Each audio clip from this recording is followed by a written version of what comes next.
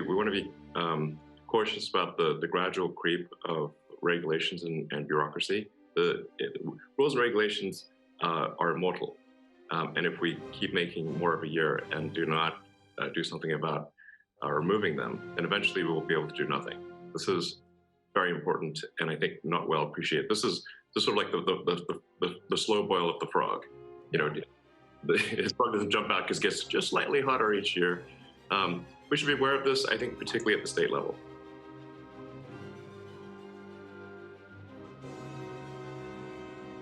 We could consider changing the way we think of things from, say, communism and think more in terms of feedback loops. So is a given organization, does a given organization, government or commercial, have good feedback loop for the customer, whether it's the people as a whole or whoever the customers are? And if you've got like a duopoly or oligopoly, they're generally going to have a weak response to their customer. And if they're a monopoly, they're going to have the weakest response to the customer. And the reason that government, I think, is often the worst at responding to the customers being the people is that they're a monopoly that can't go bankrupt, or usually cannot go bankrupt. So there's not really a cleansing process for a government short of a catastrophe. So, I mean, if you want to complain about the DMV, what's the alternative? Yeah. And less responsive to the customer.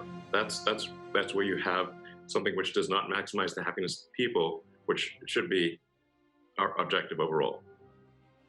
You got the rules, you got the referees. You got to make sure the rules are the right rules, and the referees are enforcing the rules. I think that's an important role for government to ensure that the rules are correct and that the incentives are what we actually want them to be for, like I said, the long-term maximum happiness of the people into the future.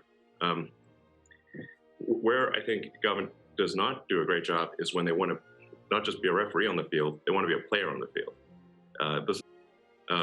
Most of the time, provided pricing is correct, you will see correct behavior from private industry.